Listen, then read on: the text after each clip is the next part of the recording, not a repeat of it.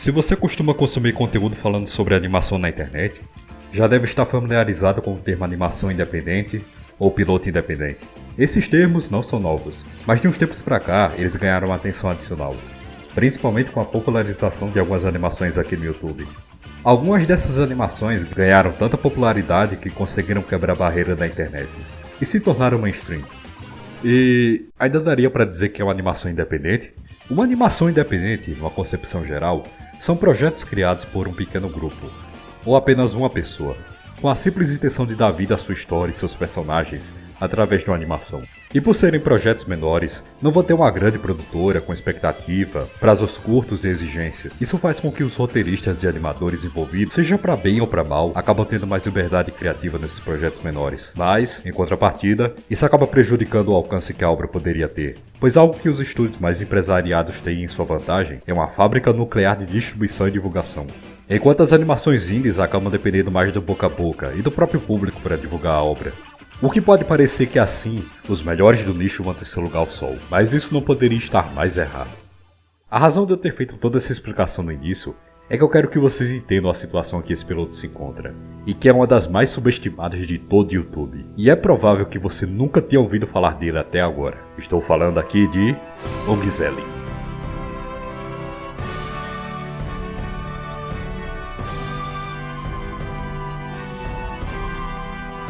Wat? Significando literalmente insociável em neerlandês, já que o responsável por essa animação tem origem nos Países Baixos. Sim, responsável, no singular. O Estúdio Massa, apesar do nome, é apenas um cara. Um cara que desde o começo dedicava seu canal no YouTube para unir suas duas maiores paixões, animação e história. No início do canal, o Estúdio Massa se focava em fazer, entre outras coisas, pequenas animações cômicas e edições.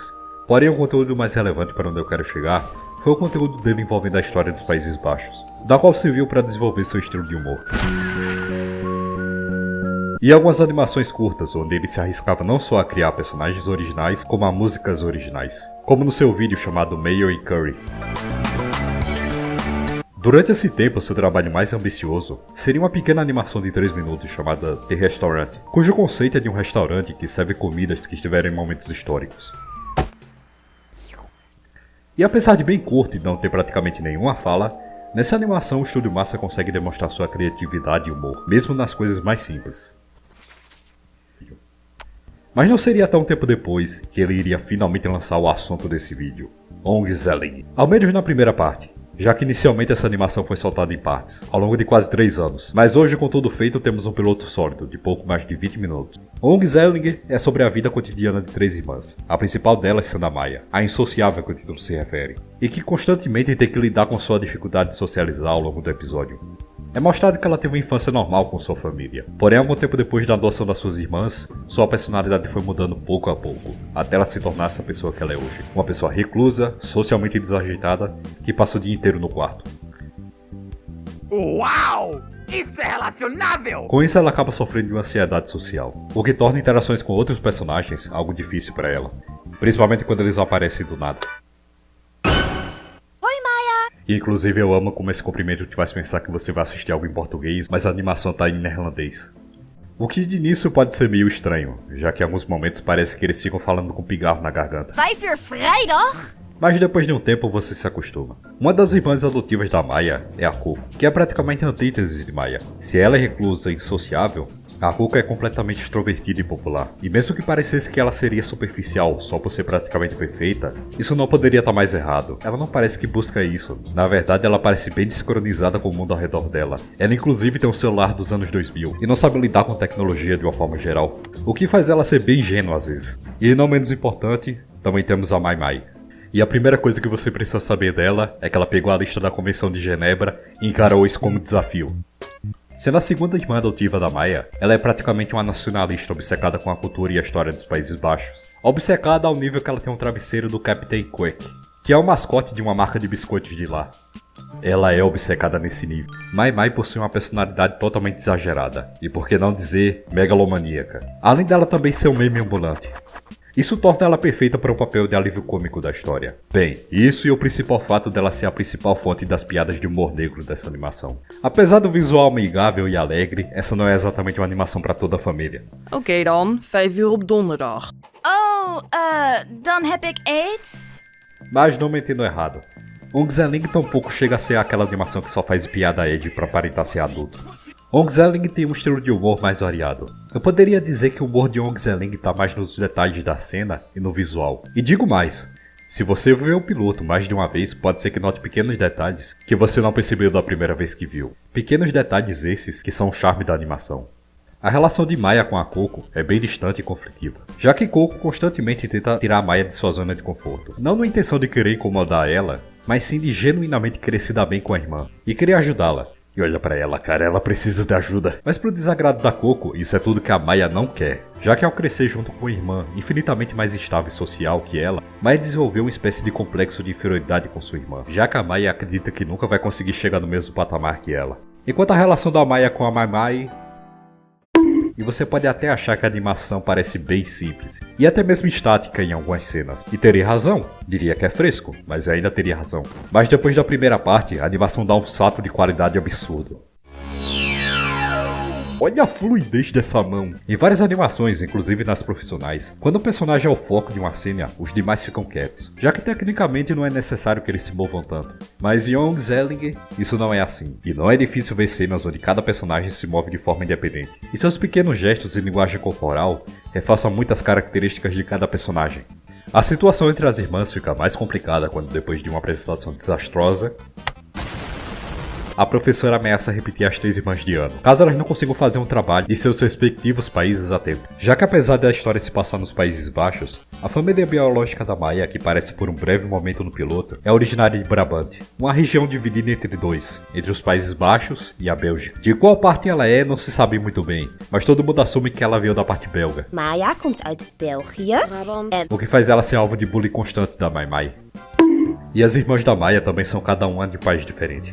Mai Mai, que é do Japão, por mais que ela tente esconder isso, seja mentindo a sua origem. Ai Mai komt uit Japan. Amsterdam.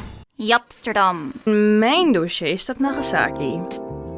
Ou mudando a aparência pintando o cabelo de laranja. Laranja que é a cor nacional dos Países Baixos. Tudo isso pela idolatria dela à cultura de lá. Ela é praticamente uma otaquinha ao contrário. A Coco é originária da África do Sul. E sim, caso não saiba, também tem gente branca na África. E menciono isso já que não é um simples detalhe, já que a Coco frequentemente é representada tendo alguma relação com o campo ou a fazenda. E se não sabem, na África do Sul tem um problema grave, que as pessoas brancas que são donas de fazenda sofrem... o nome desse canal. Isso não é teoria da conspiração nem nada do tipo, é só procurar. E sabemos que a Coco sim teve paz durante a infância, o que é um background bem tenso para uma personagem que está o tempo todo sorrindo. A situação em que essas 3 se encontram forçam elas a terem que trabalhar juntas, o que acaba criando uma pressão sobre a Maya, que agora se vê obrigada a lidar com seus problemas de socializar. E é esse momento em que a animação realmente começa a explorar mais a fundo os conflitos, enquanto desenvolve mais momentos de humor, e por incrível que pareça, até drama. Mas acho melhor vocês verem por conta própria. E não para por aí, já que nas partes seguintes o estúdio Massa melhora ainda mais a animação, aproveitando o fato dos designs serem simples para deixar a animação mais fluida e muitas vezes dinâmica, inclusive até brincando com a composição da cena de forma criativa. E com estilos diferentes de animação também, ou até fazendo essas folhas caindo do fundo do cenário. Isso é algo que não precisava, mas faz tudo parecer tão vivo. A animação como um todo tem um foco nos detalhes de uma forma muito sutil. Muito disso foi graças à campanha de apoio financeiro que o Estúdio Massa criou. Animatie is een zeer tijdrovend tijdverdrijf, vooral als je het allemaal in je eentje moet doen. Daarom is Studio Massa heden ten dagen aanwezig op Petje.af.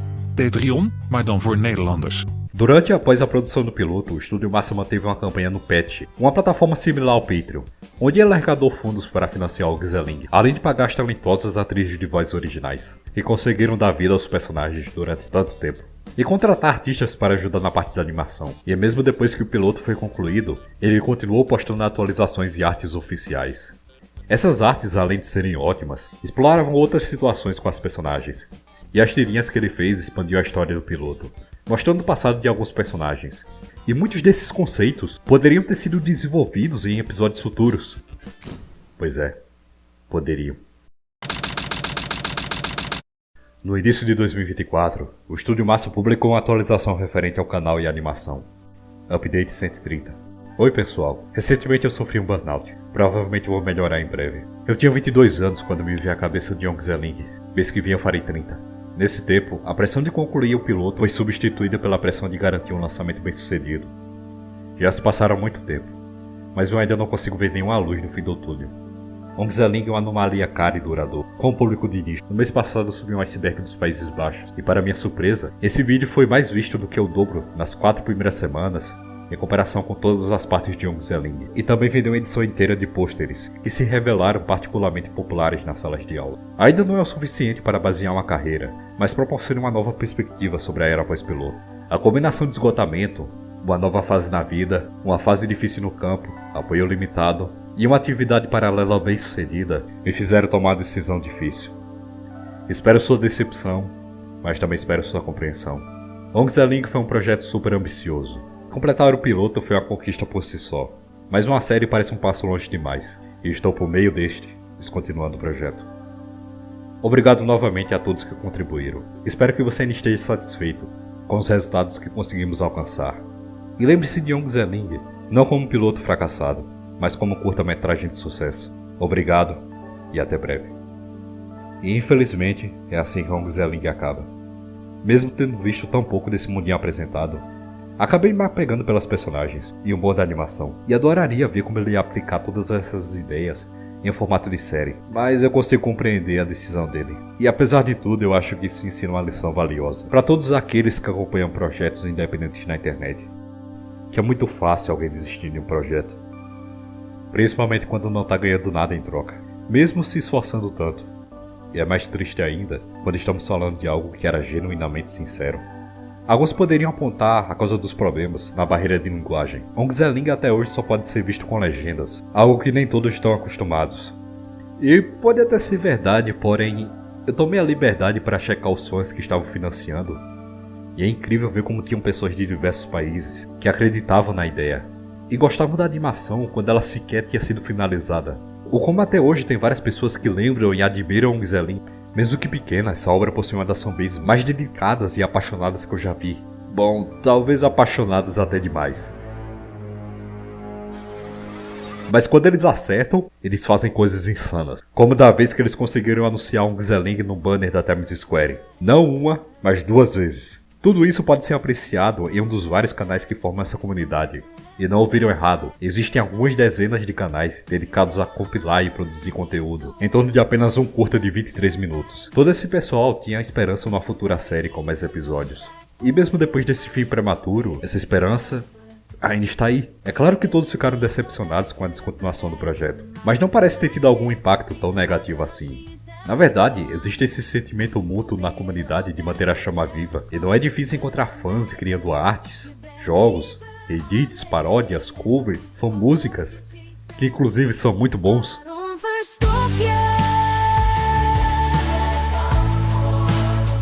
E além do mais, não é difícil achar fã continuações, seja por uma vertente mais original ou continuando de onde o piloto terminou.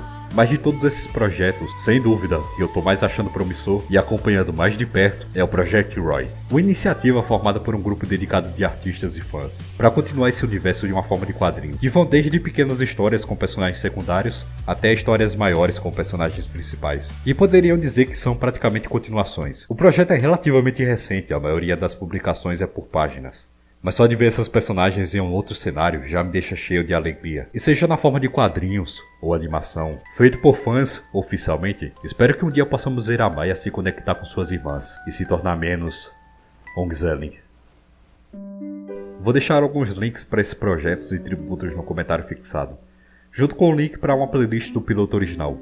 Mesmo que você tenha assistido ao vídeo, eu insisto que você dê uma olhada em Ong Zeling. E durante o vídeo eu omiti muitos detalhes da história, para que você consiga aproveitar.